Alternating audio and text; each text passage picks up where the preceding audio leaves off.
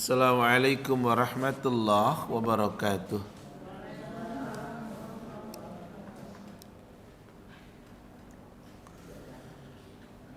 Innal hamdalillah, sesungguhnya segala pujian milik Allah Ta'ala semata. Nahmaduhu wa nasta'inuhu wa nastaghfiruhu wa nastahdihi wa natubu ilaih. Sebagai hambanya kita menyanjungnya, sebagai hambanya kita meminta pertolongan kepadanya, kita memohon ampunan kepadanya, kita memohon petunjuk kepadanya, dan kepadanya kita bertaubat. Wa na'udzubillah min syururi anfusina wa sayyiati a'malina. Kita berlindung kepada Allah dari diri yang buruk dan dari amal-amal yang buruk pula. May yahdihillahu fala mudhillalah wa may yudlil fala hadiyalah. Barang siapa yang Allah Ta'ala berikan petunjuk, maka tidak ada seorang pun yang dapat menyesatkannya. Dan siapapun yang Allah Ta'ala sesatkan, maka tidak ada seorang pun pula yang dapat menunjukinya. Asyhadu an la ilaha illallah wahdah la syarikalah. Bersaksi bahwa tidak ada ilah yang berhak diibadahi dengan benar, melainkan Dia Allah Ta'ala semata, Dia yang esa, dan tidak ada sekutu untuknya dengan sesuatu apapun jua. Wa asyhadu anna Muhammadan abduhu wa rasuluhu sallallahu alaihi wasallam wa ala alihi wa ashabihi ajma'in wa man tabi'ahum bi ihsanin ila yaumiddin. Bersaksi pula bahwa Nabi Muhammad adalah hambanya Allah dan utusannya Allah. Semoga rahmat dan keselamatan Allah limpahkan kepada beliau. Rahmat dan keselamatan terlimpah untuk keluarga beliau. Semoga rahmat dan keselamatan terlimpah untuk para sahabat beliau radhiyallahu anhum ajma'in, dan semoga rahmat beserta keselamatan untuk siapapun yang mengikuti mereka dengan baik hingga kiamat kelak.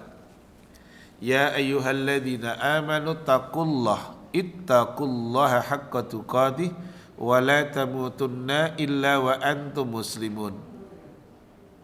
Muqaddimah ini ada dalam surat 3 ayat yang ke-102 yang artinya, hai sekalian mukmin, bertakwalah kalian kepada Allah dengan sebenar-benar ketakwaan. Janganlah kalian meninggal kecuali kalian sebagai muslim. Syukran bi hudurikunna ummahat fi hadal makan fi baitillah al-muhajirin. Terima kasih atas kehadiran ummahat semuanya di rumah Allah, di rumah Allah al-muhajirin. Wa jazakunallahu khaira. Semoga Allah membalas kebaikan yang lebih baik kepada semuanya. Kita akan melanjutkan.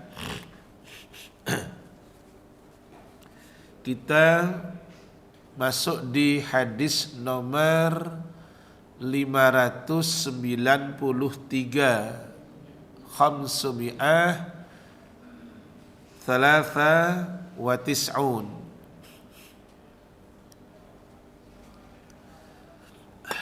Sebentar, saya tak doping dulu deh.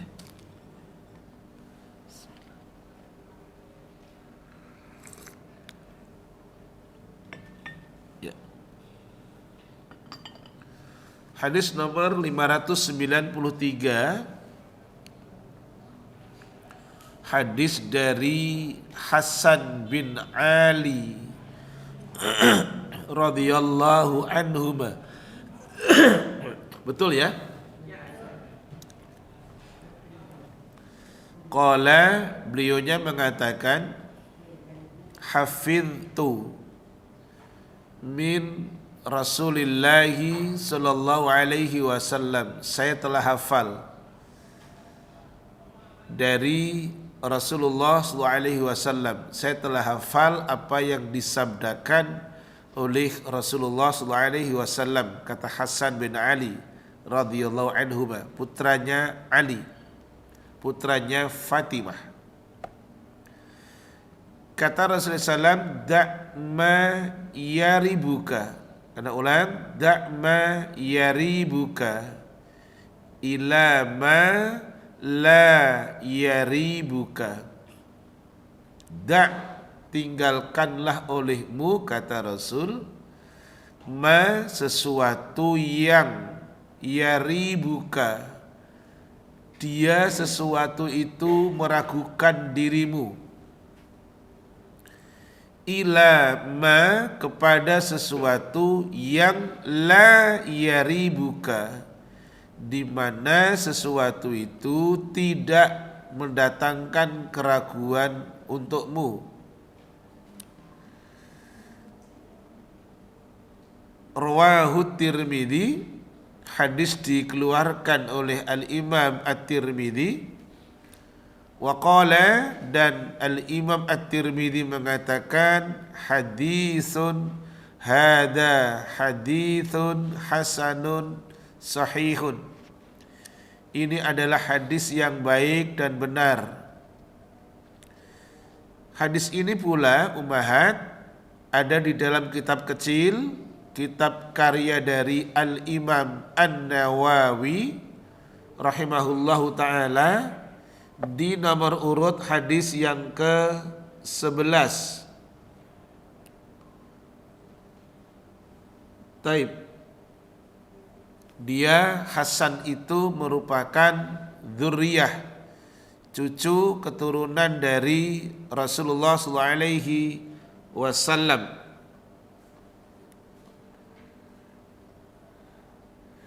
Yang dimaksud dengan kata yaribuka adalah huwa al-idhtirab wa taraddud, sesuatu yang mengguncangkan dan taraddud, sesuatu yang mendatangkan keraguan.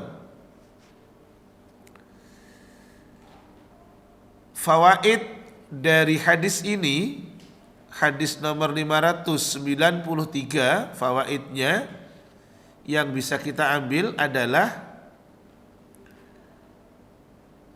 wujubu al-wuqufu indal mushtabihati wattiqaiha, wajibnya muslim untuk al-wuquf, untuk berhenti. Maka kalau orang Arab bilang kif, berhentilah gitu. Ana ulang, wujubu al-wuqufu, wajibnya untuk berhenti, menahan diri, indal mushtabihat, terhadap perkara-perkara yang syubhat. Syubhat itu berarti perkara yang belum jelas kehalalannya dan keharamannya.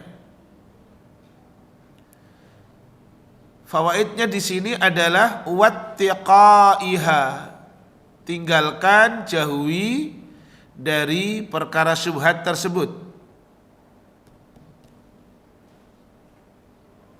Maka di dalam hadis Arba'in karya Al-Imam An-Nawawi rahimahullahu ta'ala ada solusi ummahat.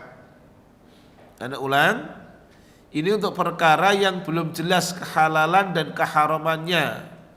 Karena perkara itu ada 3. 1, jelas halalnya. Oke. 2, jelas haramnya. Baik. Kemudian yang ketiga, perkara yang tidak jelas kehalalan dan keharamannya. Perkara yang jelas kehalalannya, khudhi, ambil olehmu. Khudh untuk laki-laki, ambil. Perkara yang jelas keharamannya, tinggalkan. Tetapi di dalam hadis yang di dalam Arba'in, hadis nomor 6, yang punya silakan dibuka. Hadis Arba'in nomor 6. Nomor 6 adalah tentang al-halalu wal haram. Hadis ini dari Abu Abdullah Nu'man bin Bashir radhiyallahu anhuma, semoga Allah meridai keduanya. Qal, ia mengatakan, sami'tu Rasulullah sallallahu alaihi wasallam yaqul, saya telah mendengar Rasulullah SAW, beliaunya bersabda, innal halala bayyinun, sesungguhnya yang halal itu jelas, wa innal harama bayyinun, dan sesungguhnya yang haram itu juga telah jelas.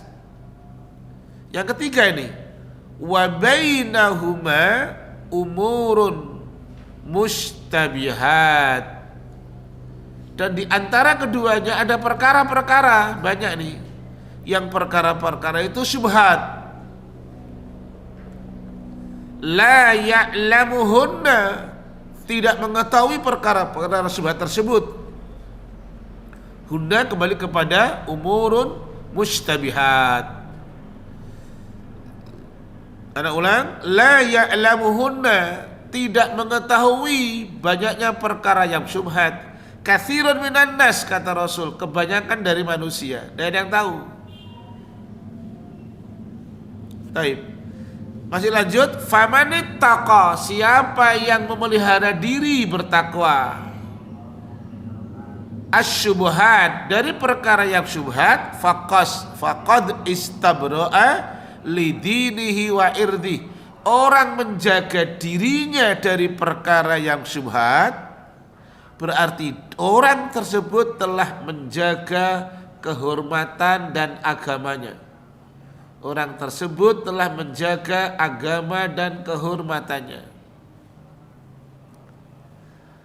Tetapi waman waqa'a fisyubuhat, siapa yang dia terjerembab jatuh ke dalam perkara-perkara yang syubhat, waqa'a fil haram, dia telah jatuh dalam perkara yang haram.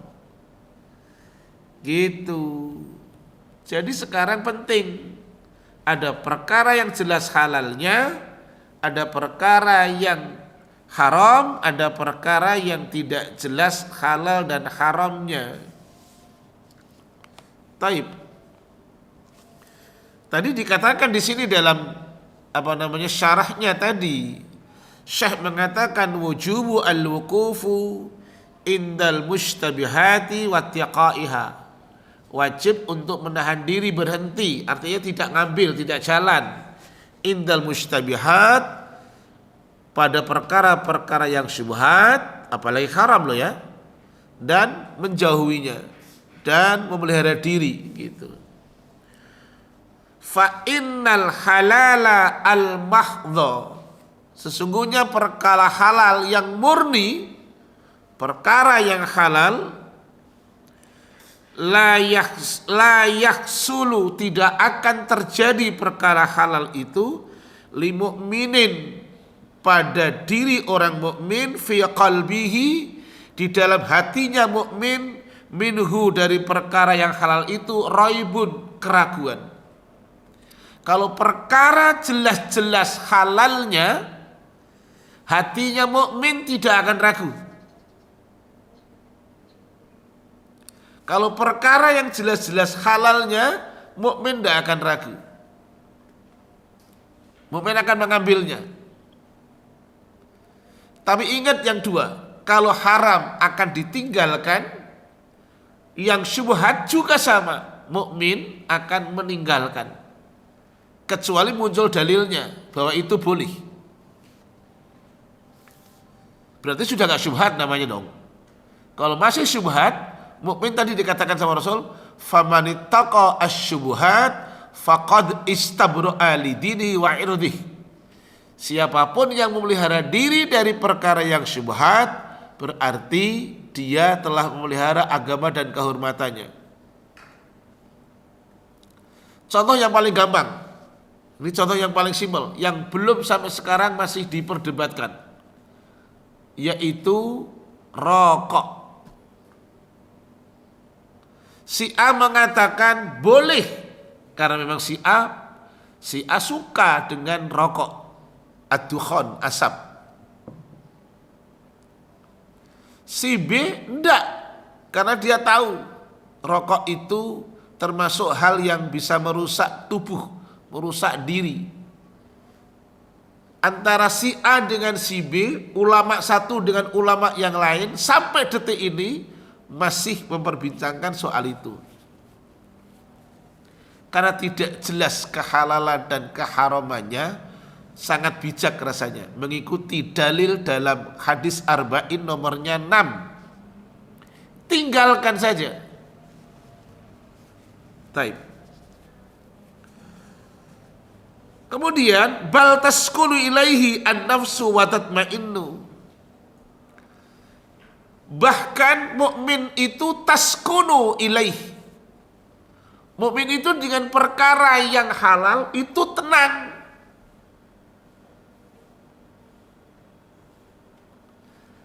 Kemudian an-nafsu, jiwanya mukmin itu tenang, wa tatma'innu, jiwanya mukmin itu tentram. Dengan sesuatu yang halal, dengan sesuatu yang baik, mukmin jiwanya tenang dan tentram. Jadi kalau ada sesuatu yang baik tetapi orang itu enggak tentram, enggak tenang, itu perlu dicek lagi itu. Ya kan? Tapi kalau ada orang yang jelas-jelas yang dipakai itu haram, yang dimakan itu haram, semuanya serba haram, kok dia tenang, nah itu juga perlu dicek juga. Karena ada kalanya bisa terjadi loh. Ada orang yang sudah yang dipakai halal, yang dimakan halal, tapi dia nggak tenang. Kenapa nggak tenang? Jumlahnya yang dimakan nggak banyak, yang dia punya, jadi nggak tenang. Yang dipakai halal, tidak haram, tapi dia tidak tenang. Kenapa? Tetangga kanan kiri mengatakan itu kamu itu Islamnya aneh, itu akhirnya nggak tenang. Saya pernah ditanya oleh seorang akhwat, dia belum, mungkin saya sudah ceritakan, akhwat ini belum menikah. S1 dia lulusan psikologi, tapi kemudian dia kerja sebagai itu pengasuh untuk anak yang dititipkan, apa namanya itu? Apa? Ais ngono lah. Daripada sang ulang nggak salah, kemudian ngono lah. Makasih teh. Gitu. Nah dia itu qadarullah dia memakai niqab. Belum badan aja enggak, dia pakai niqab gitu loh. Dia sudah enggak 2 kali lebaran dia enggak pulang. Waktu saya kajian di Bintaro, dia itu nanya sambil nangis. Keluarganya, ibunya, bapaknya, kakaknya, semua enggak suka. Mendingan enggak usah pulang. Kamu itu setelah kerja di Jakarta kok jadi seperti ini gitu. Terus nunjukin foto-foto. Ini nih fotonya orang-orang teroris, istrinya kayak begini ini. Nah terorisnya kayak begini ini celananya. Dah biar bapak tenang, ibu tenang, kamu gak usah pulang lah. Dia nangis. Ternyata saya bilang lama-lama orang itu akan ternyuh juga dok. Sampai akan duk gitu. Lama-lama dok orang tua juga akan rindu. Kamu buktikan kalau kamu bukan teroris, kamu bukan bagian dari itu, kamu muslimah. Gitu. Akhirnya ya saya nggak tahu seterusnya, saya juga nggak menanyakan. Tapi intinya seperti itu terjadi. Ada juga orang yang pakai yang haram, minum yang haram, makan yang haram, tapi dia tenang gitu kan. Baik, kita lanjutkan. Anak ulang, bal taskunu ilaihin nafsu wa tatmainnu. Mukmin itu jiwanya tenang, jiwanya tentram kalau merasa yang dilakukan itu halal. Mustinya loh. Narasinya begitu. Wa ammal mustabihat, adapun perkara-perkara yang syubhat, Syekh mengatakan fayahsilu lil qulubi minha al-qalqu wal intirabu. Adapun perkara-perkara yang syubhat itu akan menghasilkan terhadap hati mukmin itu, yaitu al-qalqu, hati menjadi tidak stabil, al-idtirab, hatinya guncang, at-taraddud, hatinya ragu,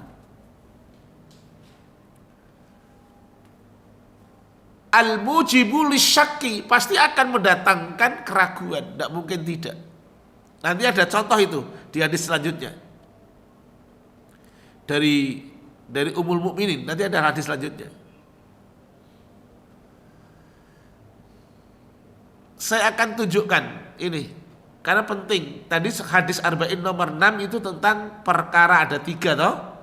Halal jelas halalnya, haram jelas haramnya. Yang ketiga apa? Tidak jelas antara halal dan haramnya. Tapi sekarang Anda tunjukkan, ini untuk penting. Karena tadi Rasul menyampaikan famanittaqa asyubuhat faqad istabra'a lidinihi wa irdihi. Siapapun yang menjaga dirinya dari perkara yang syubhat, enggak jelas halal haramnya, dia telah menjaga agama dan kehormatannya. Di arba'in nomor hadis yang ke-10. Saya tunjukkan. Arba'in nomor hadis yang 10. Itu tentang rizki yang halal.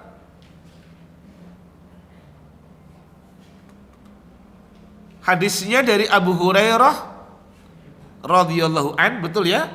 Rasulullah SAW bersabda, kata Rasul, innallaha ta'ala tayyibun la yaqbalu illa tayyiban. Allah itu maha baik, tidak akan terima kecuali yang baik. Itu hadisnya. Kemudian saya tunjukkan di ujungnya.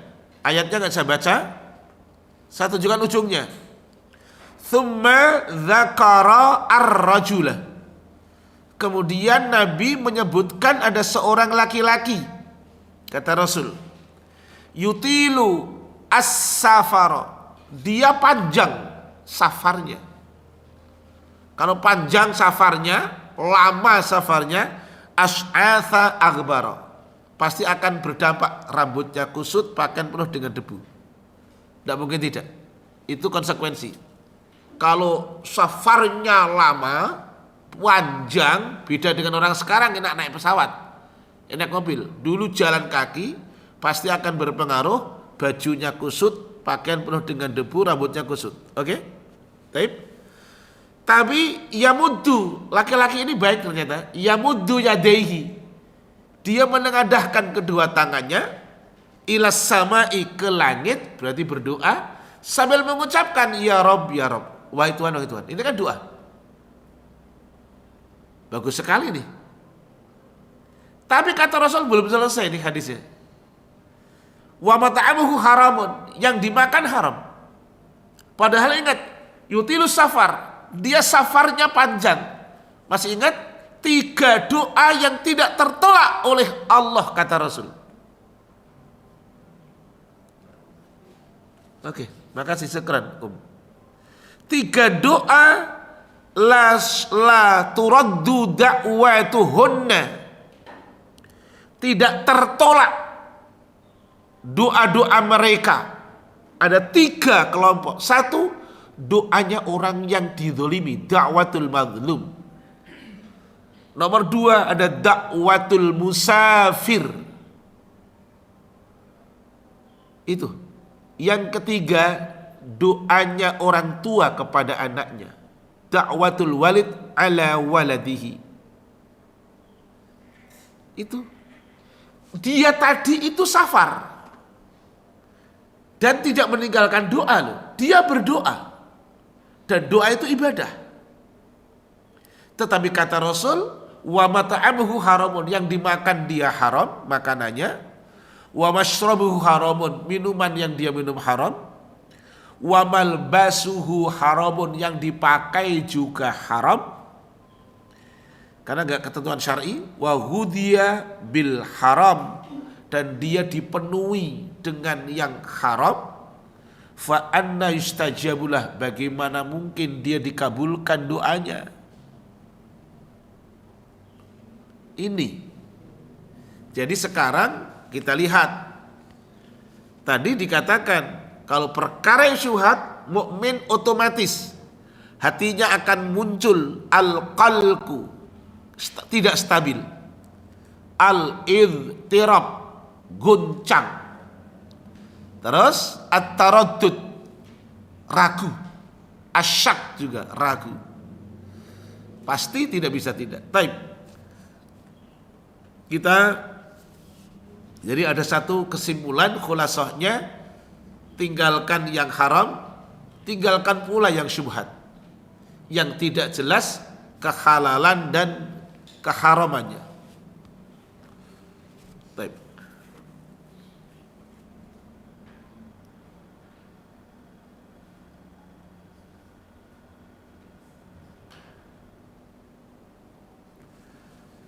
Kemudian ada beberapa hal, ini ada 6 hal terkait dengan perkara yang tadi, meninggalkan perkara yang meragukan. Nomor 1, fawaidnya lagi.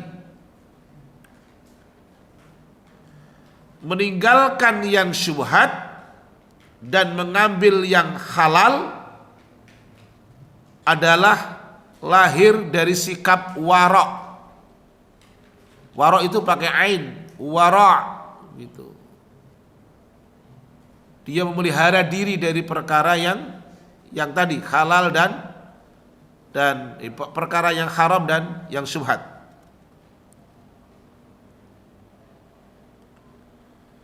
Kemudian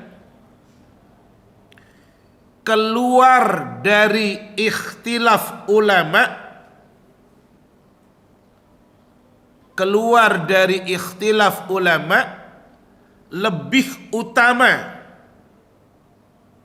karena hal tersebut lebih terhindar dari perbuatan syubhat. Jadi kalau ulama A dan B, kayak tadi saya contohkan tentang rokok, antara A dan B, contoh yang simpel lagi deh tentang bank. Si A boleh, bahkan yang mengatakan boleh, tidak ada negara yang tanpa bank, kan gitu. Yang dagang pingin berkah, hindari yang riba-riba. Oh, Masya Allah, kan gitu juga. Karena meyakini itu adalah haram. Si A, si B berkutat soal itu. Maka solusi yang kedua ini adalah keluar dari ikhtilaf ulama lebih utama. Karena hal tersebut lebih terhindar dari perbuatan syubhat.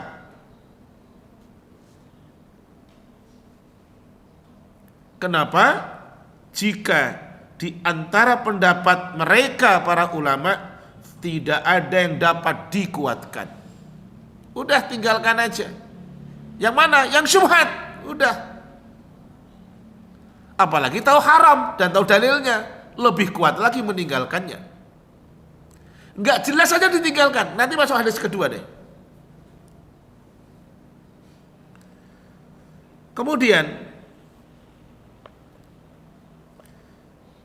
sebuah perkara harus jelas berdasarkan keyakinan dan ketenangan. Sebuah perkara harus jelas berdasarkan keyakinan dan ketenangan. Ada ilmu yakin, ada ainul yakin.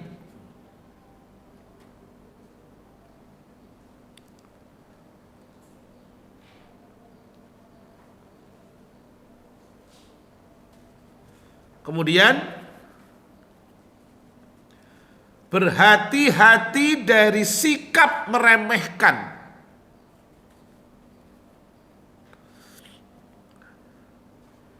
Berhati-hati dari sikap meremehkan terhadap urusan agama dan masalah bid'ah. Tuh. Apa itu bid'ah? Mengadakan perkara baru dalam agama.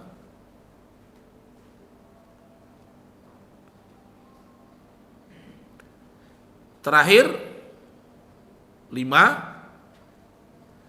Siapa yang membiasakan diri dengan perkara yang syubhat? Siapa yang membiasakan diri mengambil perkara yang syubhat, maka dia akan berani melakukan perkara yang haram.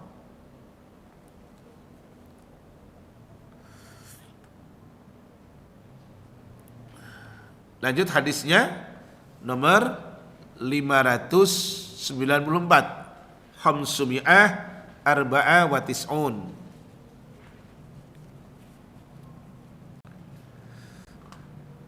Allah.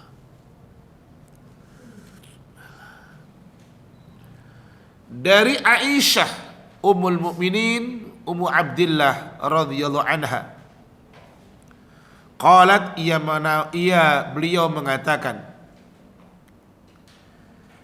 kana li Abi Bakrin As-Siddiq radhiyallahu an ghulamun yukhriju lahu al-kharaj. Kata Aisyah putri beliau radhiyallahu anha, Abu Bakar As-Siddiq radhiyallahu an itu memiliki seorang laki-laki yang dia datang kepadanya kemudian menyerahkan setoran dari kerjanya. Baik, lagi lah.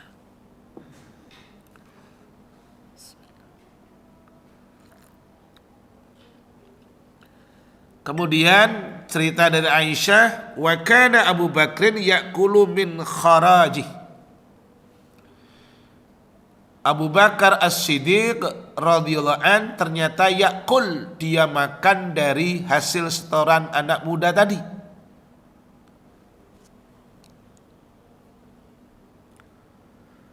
Faja'a yauman bisyai', karena laki-laki tadi datang kepada Abu Bakar di satu hari dengan membawa sesuatu.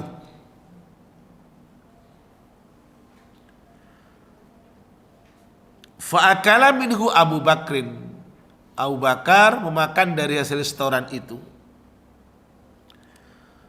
Faqala lahu al-ghulam, anak laki-laki tadi, pelayan beliau, kemudian nanya kepada Abu Bakar. Hebat sekali ini, antara pelayan dengan tuannya ada komunikasi.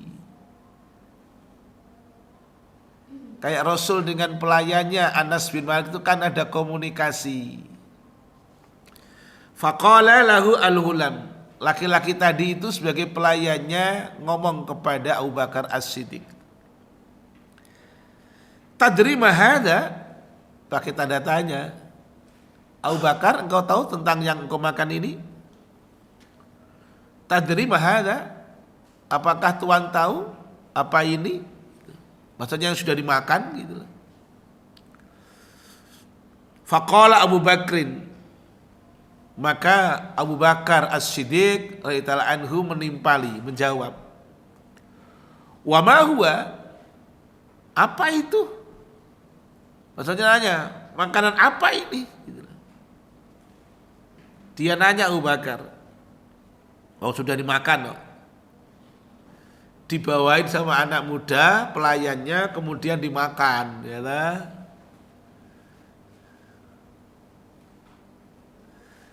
Qala, anak muda tadi ngomong cerita, kuntu takahantu li insanin fil jahiliyah wa ma uhsinul kahanah. Dulu saya itu menjadi dukun di masa jahiliyah untuk manusia. Wa ma uhsinul kahanah, dan saya ma uhsin, saya tidak pintar dalam al-kahanah, ilmu perdukunan. Saya tidak pintar, saya tidak bagus dalam perdukunan. Illa anni khada'tuhu, kecuali saya ngapusi dia, orang yang datang dari manusia. Karena memang dukun itu ngapusi, dukun yang dikatakan al-kahin, dukun yang syirik itu ngapusi. Gak ada yang benar. Makanya Jabir mengatakan yang namanya tauhid adalah al-kahin. Jabir radhiyallahu anhu mengatakan dukun itu atau tauhid itu adalah al-kahin, yaitu dukun. Tadi pelayannya mengatakan kuntu takahantu li insanin fil jahiliyah wa ma uhsinu al-kahanah. Dulu saya pernah menjadi dukun untuk orang-orang di masa jahiliyah.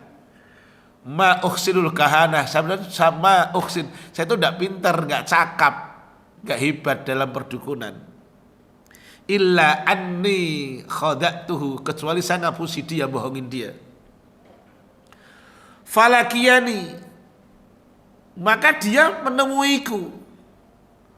Fa'atoni, aku beri, maaf, dia memberikan saya, dia memberikan saya. Bidzalika, dengan itu, hada alladzi akalta minhu, dia datang kepada saya, kata anak muda tadi, dia memberikan kepada saya ini, bidzalik hada alladzi akalta minhu, ini yang kau makan itu Tuhan, gitu loh.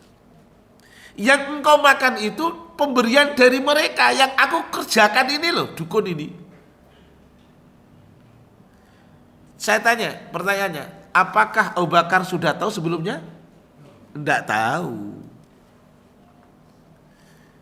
Setelah dapat cerita dari si anak muda itu, fa'adkhala Abu Bakrin, maka Abu Bakar kemudian memasukkan yadahu, tangannya, faqa'a, maka dia Abu Bakar memuntahkan kulla syai'in, semuanya, fi batnihi, di dalam perutnya.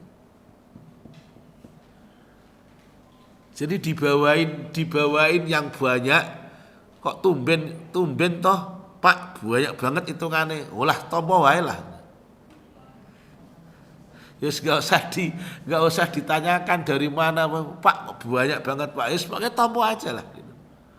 Pak tumben, biasanya kan bahasa gitu biasanya ya, Pak kok tumben gitu, udah terima aja, gak usah ribet, gak usah nanya-nanya gitu kan.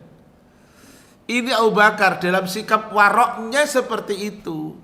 Fa'adkhala yadahu faqa'a,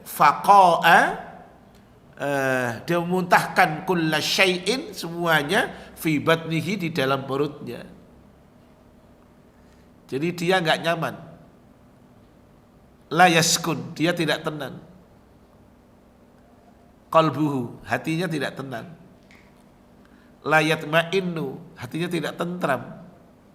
Baik. Dijelaskan, hadis dikeluarkan Al-Imam Bukhari, dijelaskan al-kharaj adalah syai'un yaj'aluhu as-sayyid, sesuatu yang oleh Tuhan jadikan ala abdihi, atas budaknya, yu'addihi, supaya budaknya menyerahkan, ila sayyidihi, kepada tuannya, kula yaumin, setiap hari. Jadi budak tadi bekerja, pelayan tadi bekerja, tiap hari menyerahkan kepada tuannya gitu. Taib. Kemudian kita lihat di kandungan hadisnya. Pertama, kandungan hadisnya adalah wara'a Abi Bakrin As-Siddiq radhiyallahu an. Sikap waroknya hati-hatinya Abu Bakar As-Siddiq radhiyallahu an, wa hirsuhu, dan semangatnya Abu Bakar As-Siddiq radhiyallahu an, adami dukhuli jaufih, tidak memasukkan ke dalam rongganya beliau, perutnya beliau, syai'an muharraman, sesuatu yang diharamkan. Ingat tadi hadis nomor 10, sesuatu yang haram tidak hanya untuk urusan makan, tapi pakaian juga, minuman juga, semuanya. Sesuatu yang haram ternyata menghalangi doa kita diterima oleh Allah. Makanya Allah perintah kepada mukmin, Allah juga perintah kepada para rasulnya. Minta tolong dibaca suratnya 23. Tunggu, minta tolong.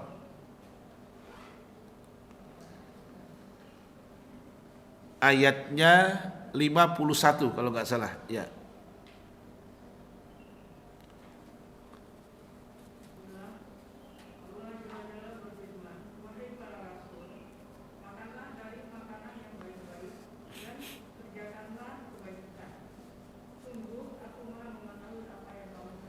Ini perintahnya Allah Ta'ala kepada para rasul, supaya para rasul tadi itu adalah memakan yang baik dan melakukan amal yang baik.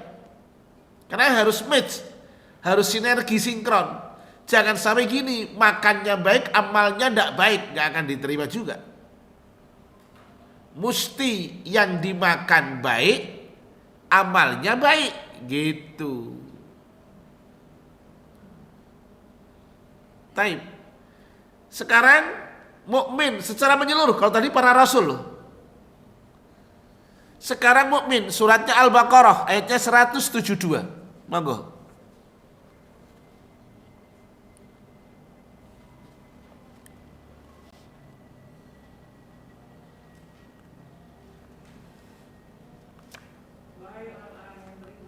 Ya.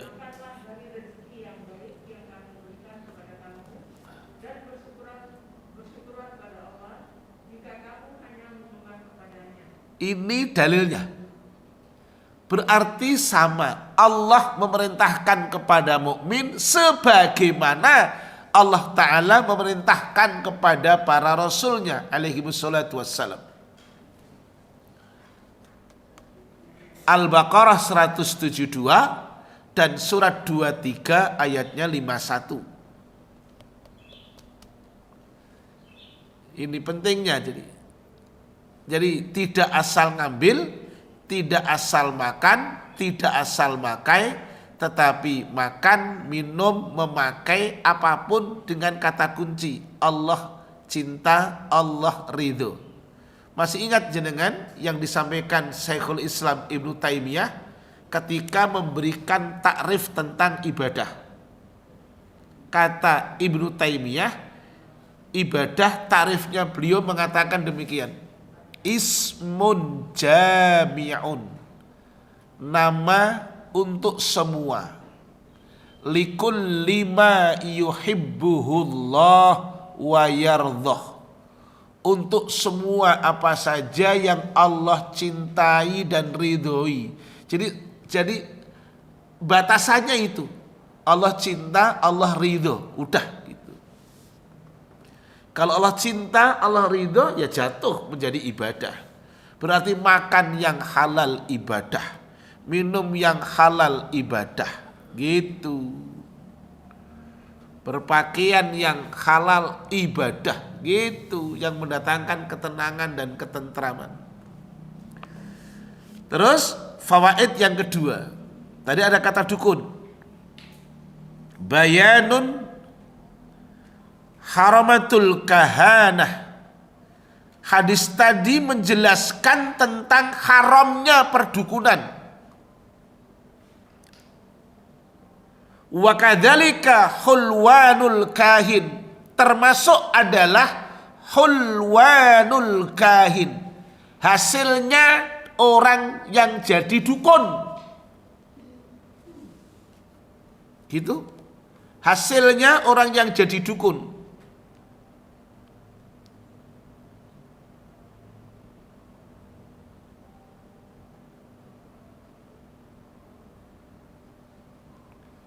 Sebentar.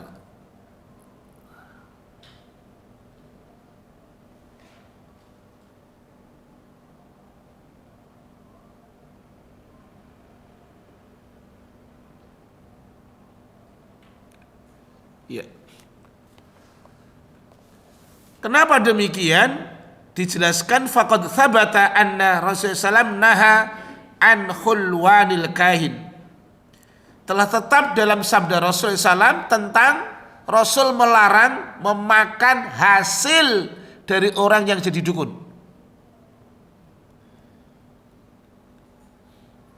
Tidak hanya satu, tidak hanya dukun. Satu juga hadis yang lain. Oke, yuk.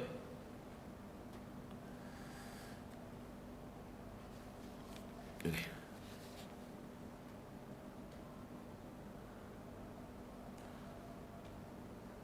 Dari Ibnu Mas'ud radhiyallahu anhu, Rasulullah SAW beliau sampaikan, beliau berkata, anna Rasulullah SAW naha an thamanil kalbi wa mahril bahi wa khulwanil kahin. Hadis dikeluarkan oleh Al-Imam Bukhari dan Al-Imam Muslim. Hadis ini sahih. Kata Ibnu Mas'ud, dia adalah laki-laki sahabat Rasul, lahir tahun 594 Masehi, meninggal tahun 650 Masehi, dimakamkan di Baqi. Baqi itu di mana? Madinah. Kata Ibnu Mas'ud radhiyallahu anhu, Rasulullah SAW melarang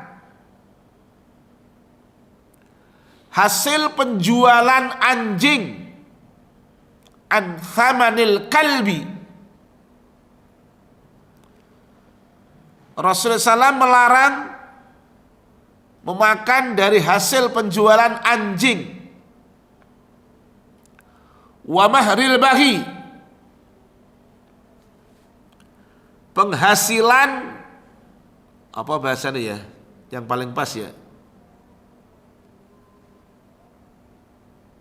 wanita tunasusila lah, gitu aja deh, daripada PSK nih. Karena ada kata WTS itu di daerah mertua saya itu ditulisi macam-macam. Saya juga kaget orangnya. WTS, Allah Akbar, Subhanallah, yang benar nih. Nggak taunya warung tengah sawah, nyelelek juga itu ada itu, ditulisi gitu. Sotonya makan soto di mana dek? Ning WTS mas. Apa ke WTS? Warung tengah sawah mas. Ngono coba wis. Memang benar, memang sotonya enak, nyampleng lah. Seperti soto Boyolali, Bu Sugiem. Oh, ya tak? Saya suka dengan sotonya Bu Sugiem, Boyolali, yang tulisannya suwaker.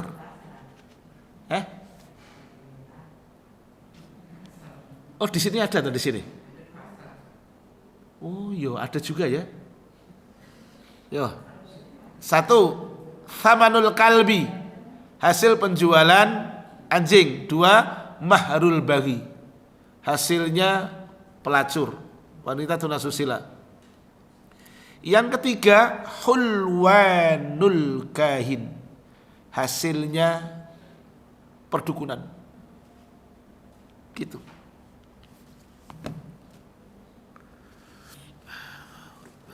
Jadi gitu.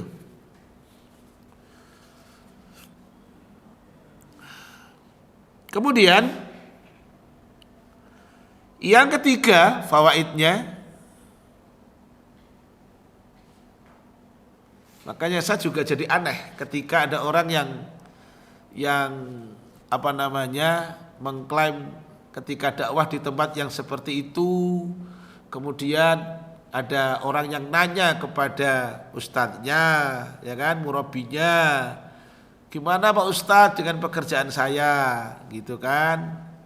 Ya, apa namanya?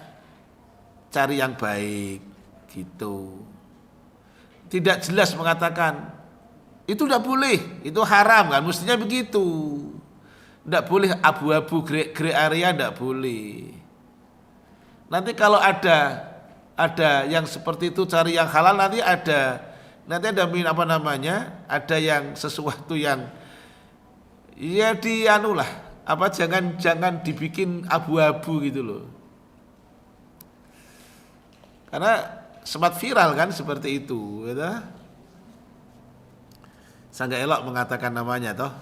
Lanjut yuk, yang ketiga, jawazul akli min kharajil hulam, diperbolehkannya makan dari setoran anak buah, dari setoran pelayan, boleh gitu. Kalau dia bekerja ke kita ngasih setoran maka boleh. Tapi kalau ada lebihnya maka miliknya si pelayan tadi. Lihat di penjelasannya. Al-kharaj syai'un yaj'aluhu as-sayyidu ala 'abdihi yu'addihi ila sayyid kulla yaum. Dia bekerja betul untuk tuannya, dia serahkan itu kepada tuannya tiap hari. Tetapi wabaqiya kasbihi yaqulu lil 'abdi. Kalau ada sisanya, ada sisa miliknya si pelayan itu. Enggak semuanya harus milik tuannya. Umpamanya setorannya 100, tapi ternyata ada 110. Udah, yang 10 milik si pelayan, bukan milik tuannya. Contoh kan orang suka apa namanya? Ada yang seperti itu ya, ketika menjual sesuatu. Taib. Lanjut yang keempat. Al-aslu fi tu'amil muslimin annahu halalun. Al-aslu fi tu'amil muslimina annahu halal. Hukum asal makanannya muslim itu halal loh. Hati-hati. Jadi kalau enggak halal, mari bersikap seperti siapa tadi? Abu Bakar As-Siddiq. Fa'adkhala Abu Bakar As-Siddiq yadahu faqa'a kulla syai'in fi batnih. Tadi kan gitu. Dia masukkan tangannya itu, maka dia muntahkan gitu segala semuanya yang ada di dalam perutnya. Gitu. Ya kalau enggak muntah-muntah ya bukan berarti itu istighfar sama Allah udah terlanjur keliru, ya kan? Jadi al-aslu fit tu'amil muslimin annahu halal. Hukum asal makanannya muslim itu halal. Berarti kalau halal gini, carinya halal, mendistribusikannya halal. Karena ingat, perkara soal masalah harta, muslim akan ditanya dua hal. Kalau untuk umur akan ditanya bagaimana dia menghabiskan umurnya. Kalau untuk badan bagaimana dia memanfaatkan badannya. Untuk ilmu akan ditanya tentang bagaimana dia itu mengamalkan ilmunya. Tapi ketika perkara dengan harta, ternyata muslim mukmin akan ditanya dua, kata Rasul. Min aina iktasabahu wa fima anfaqahu. Min aina, dari mana, iktasabahu, dia mengusahakan, wa fima anfaqah, dan untuk apa dia membelanjakannya, gitu. Makanya tadi jangan sampai seperti yang disebutkan Rasul tadi dalam hadis Arba'in nomor 10, dia menengadahkan kedua tangan, betul, minta kepada Allah kan dengan bahasa ya Rabb itu kan doa. Tapi ternyata mat'amuhu haram, mashrabuhu haram, malbasuhu haram. Semuanya haram. Rasul mengatakan fa anna yustajabulah. Bagaimana mungkin dia dikabulkan untuknya akan doanya. Baik. Kemudian ana ulang, al aslu fi ta'amil muslimin annahu halal. Hukum asal makanan muslim adalah halal. Jadi muslim akan mencari yang halal. Wa yanbaghi adamu su'al anhu, tidak sepatutnya dia menanyakannya. Wa adamu rafdhih, dan tidak patut pula untuk menolaknya. Illa idza dhaharat fihi haram. Kecuali nampak jelas kalau itu haram, maka tanyakan. Kalau tidak jelas haramnya, nggak usah tolak, terima saja. Dari sini sudah ketahuan, Muslim itu akan mengusahakan mencari yang halal, yang halal, yang halal. Tidak akan bersentuhan dengan yang haram, dan yang haram. Karena Muslim tahu itu akan berdampak dengan ibadahnya. Taib. Selanjutnya, makanya Rasul sampaikan gini, tentang yang haram tinggalkan, tapi tentang perkara yang baik lakukan menurut mampu kamu. Indahnya Islam itu di situ sebenarnya. Bagusnya Islam di sini. Kamu melaksanakan yang baik, lakukan semampumu. Tapi giliran perkara haram, nggak ada kata semampumu, tinggalkan sepenuhnya. Gitu. Jangan kayak orang yang orang yang ngeyel, istrinya ngomong sama suaminya, "Mas, jangan ngerokok. Udah sekarang berhenti, stop. Paling tidak ngurangilah." Udah ngurangi punya teman katanya gitu. Dan itu kan namanya ngeyel namanya, ya kan? Islam ngajari itu. Buka di hadis arba'in deh. Nomornya hadis 9 itu. Dari Abu Hurairah radhiyallahu anhu. Apa yang kularang untukmu tinggalkan, tapi apa yang kuperintahkan untukmu lakukan menurut mampumu. Loh, coba wis. Taib. Kita masuk di fawaid yang kelima.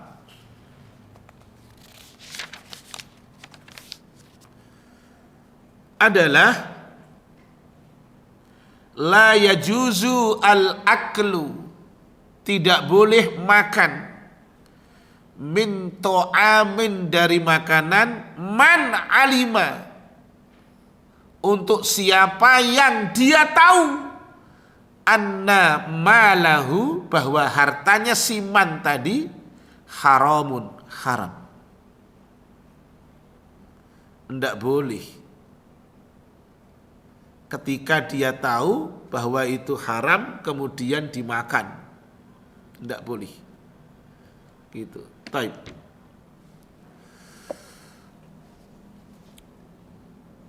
Selanjutnya adalah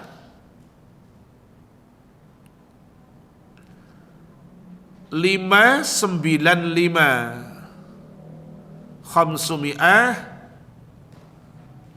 khamsu wa tis'un khamsa wa tis'un. Taib. An-Nafi', dari Nafi', anna Umar bin Al-Khattab radhiyallahu an, dah bahwasanya ini yang cerita Nafi' ini, An-Nafi' anna Umar ibnu Al-Khattab radhiyallahu an, bahwasanya Umar bin Al-Khattab radhiyallahu an, kana, bahwasanya Umar, faradha, beliaunya Umar menetapkan,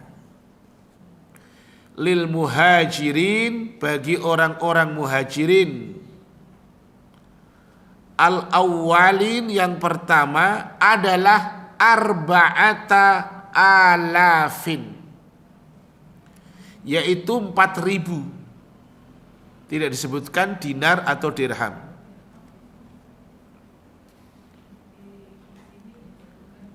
Dirham. Oke, taib, syukran, dibantu. Umar memfardukan kepada orang muhajirin, yaitu untuk mengeluarkan 4.000 dirham, gitu ya. Syukran. Wa farada libnihi, tapi ternyata Umar menetapkan, memfardukan kepada anaknya adalah salasah alafin. Salasata alafin 3.000 dirham. Wa khamsumi'ah tambah 500. 3.500. Enggak fair gitu berarti. Ya tak? Untuk orang lain berapa? 4.000 dirham. Tapi giliran anaknya 3.500. Faqila lahu, maka kemudian ditanyalah itu Umar bin Al-Khattab radhiyallahu anhu, ditanyakan kepada dia. Huwa minal muhajirin, dia itu orang muhajirin. Falima naqastah, kenapa engkau menguranginya? Huwa minal muhajirin, dia orang muhajirin. Falima naqastah, mengapa engkau menguranginya? Faqal, Umar menjawab, innama hajara bihi abuhu.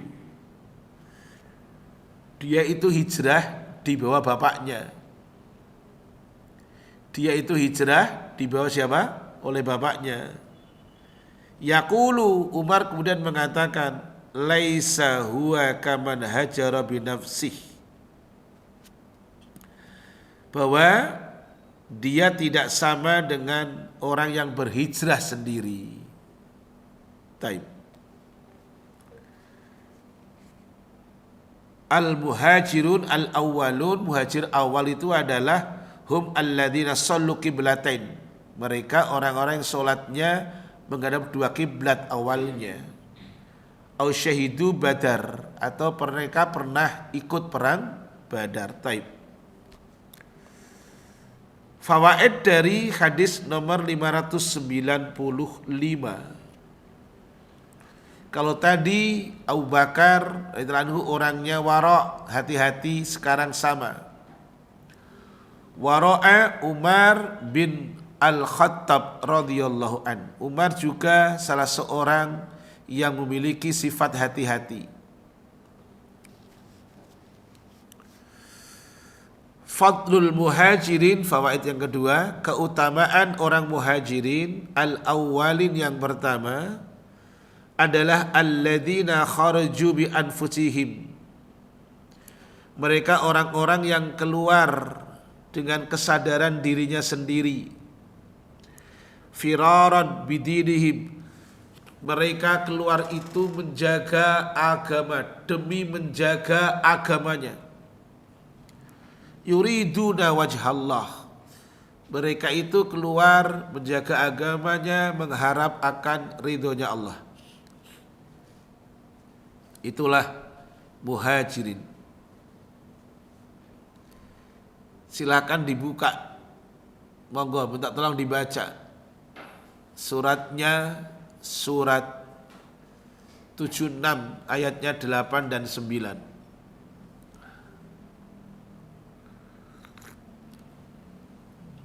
Mohon maaf yang sudah nyiapin kopi, jangan dipaksa gini, Ustadz kalau dibikin kopi nggak dihabisin, jangan. Saya takut blindingen, kata orang Jawa. Yang penting tak nikmati buat doping gitu loh. Yuk silakan, surat 76, 8 dan 9.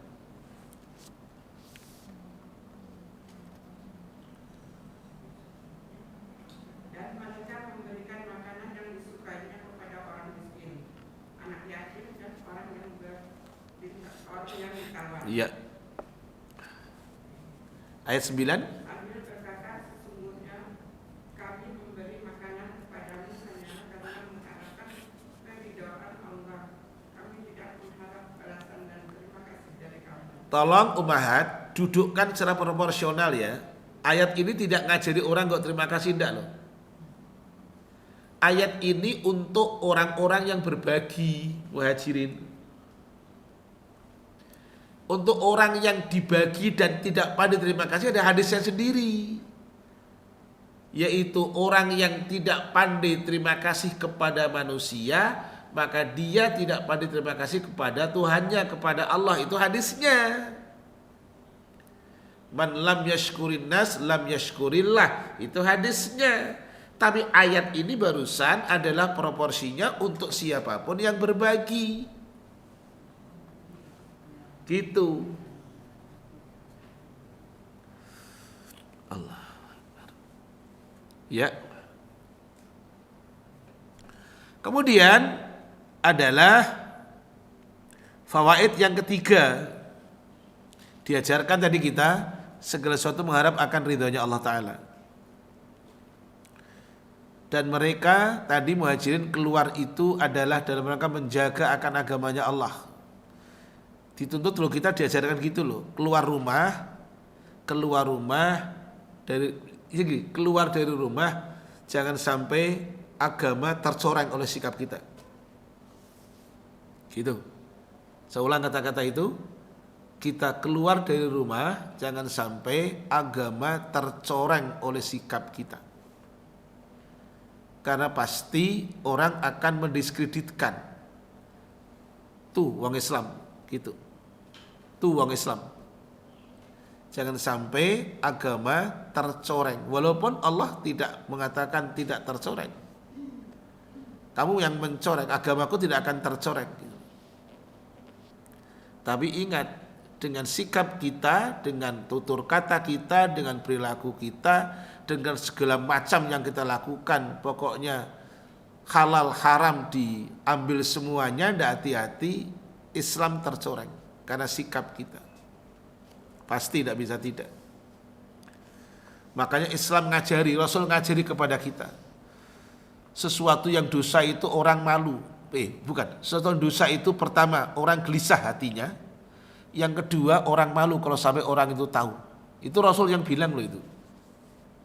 Sesuatu yang tidak nyaman, sesuatu yang dosa, itu satu, hati orang akan tidak nyaman, mahaka fi sadrik. Yang kedua, dia nggak suka kalau orang lain tahu bahwa dia pelakunya. Gitu. Itu sudah seperti itu natural flow-nya. Itu, jadi harus mesti hati-hati. Ya. Kemudian fawaid yang ketiga, lil imami, Allah Akbar, lil imami, buat imam pemimpin, ayyafradha li ba'dhi ahlil iman. Buat pemimpin diperbolehkan memberikan santunan kepada sebagian ahli iman. Apa tujuannya? Liyu'inahum, untuk menolong mereka alal hayati, atas kehidupannya. Diperbolehkan bagi pemimpin peduli dengan tadi orang yang mukmin ketika dia butuh akan pertolongan, gitu ya, karena untuk menolong kehidupannya. Jadi jangan sampai itu. Makanya dalam undang-undang ada kata-kata apa itu? Orang miskin dan apa tadi di undang-undang itu? Anak terlantar itu di apa? Dikuasai, dipelihara oleh negara, gitu ya. Masya Allah itu kalau benar itu.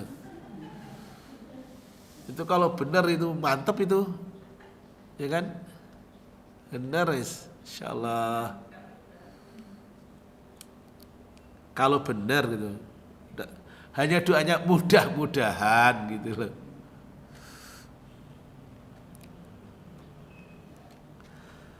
Wa min dzalika, di antara dari menolong itu adalah man tafrahu lidda'wati wal ilmi, yaitu kepada menolong kepada mereka orang yang tafrahu lidda'wati wal ilmi, untuk dia meluangkan waktu untuk dakwah dan mengajarkan ilmu. Taib. Kita masuk di hadis 596. Ini walaupun hadisnya ada pertentangan, isnadnya ada dhaif, tetapi oleh At-Tirmidzi beliau mengatakan ini hasan ya. Tapi nanti kita lihat endingnya ya. Nanti lihat endingnya deh. Ini saya lagi flu ini. Maka suara saya bindeng-bindeng gimana gitu. Ya. Saya tadi subuh itu mengimami sholat subuh. Jadi kalau huruf hundah itu jadi nggak nyampe. Gitu jadinya. Insya Allah. Taib. Ya namanya orang apa? Namanya orang punya tetangga itu kan harus bergaul dengan tetangga. Belakang rumah saya itu ada hajatan. Mau siap-siap hajatan gitu. Saya harus nongol lah, store muka gitu lah. Sampai malam masalahnya. Yuk. Hadis nomor 596. Yuk. An Atiyah bin Urwah As-Sa'di As-Sahabi radhiyallahu an. Dari Atiyah bin Urwah As-Sa'di As-Sahabi, semoga Allah meridhoinya, ia mengatakan qala Rasulullah SAW, la yablughu al-abdu, tidak sampai hamba, tidak sampai ayyakuna minal muttaqin, bahwa dia menjadi orang yang muttaqin, tidak akan sampai seorang hamba pada level muttaqin gitu, hatta yada'a, hingga orang tersebut meninggalkan ma la ba'sa bih, sesuatu yang tidak boleh dikerjakan, hadaro, karena khawatir, mimma bihi ba'sun, ia terjerumus ke dalam perkara yang haram. Apik banget ini. Isinya, redaksinya bagus, matannya bagus. Isnadnya yang dhaif, karena ada seorang bernama Abdullah bin Yazid. Tapi matannya bagus, redaksinya bagus.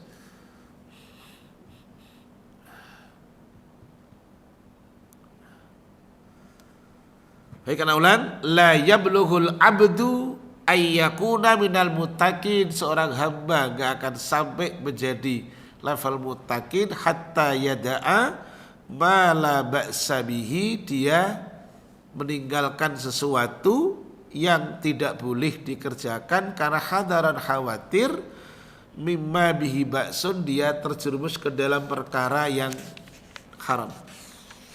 Gitu. Ingat tadi, ingat Abu Bakar, ingat Umar radhiyallahu anhuma tadi, ya, hati-hatilah. Dan maknanya takwa itu salah satunya adalah hati-hati, waspada, ya. Di antara makna takwa adalah waspada, hati-hati. Taib.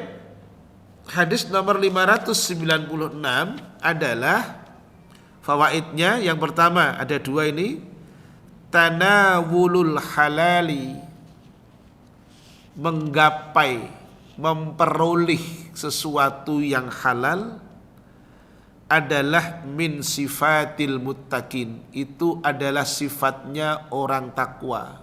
Jadi orang takwa itu senang ngambil yang halal, senang mengambil yang halal.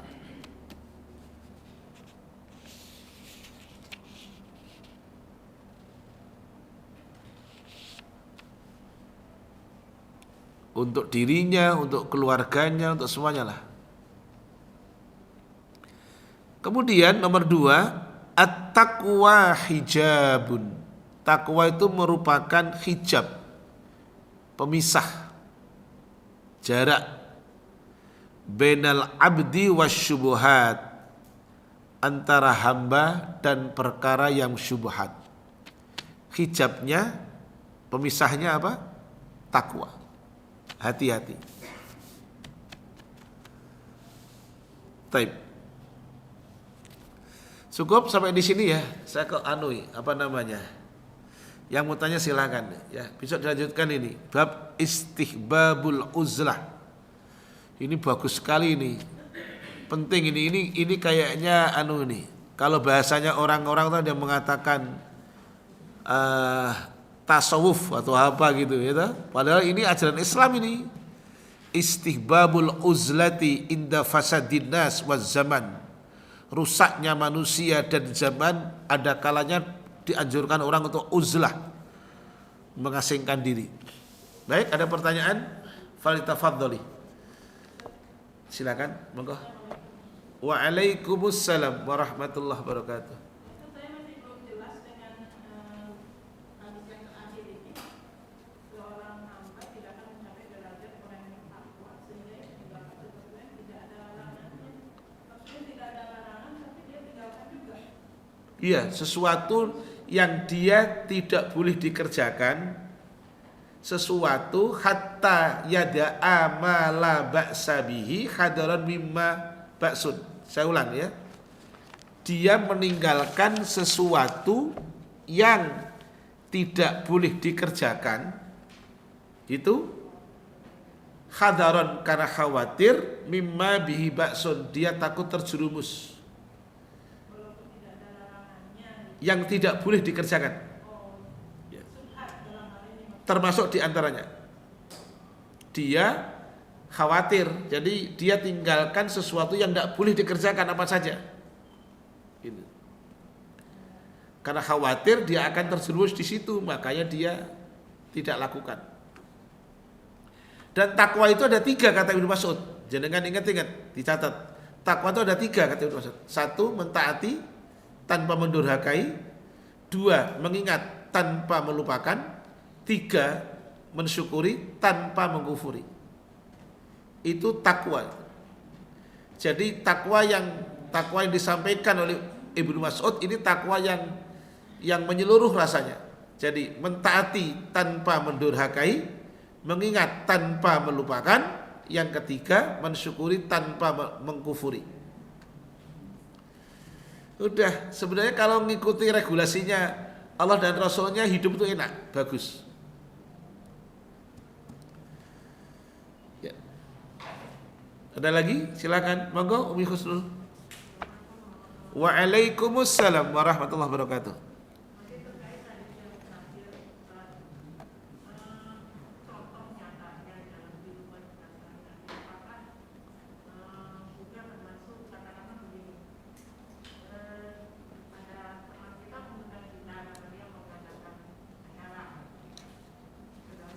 Apa? Ngundang kita untuk acara? Oke, walimah.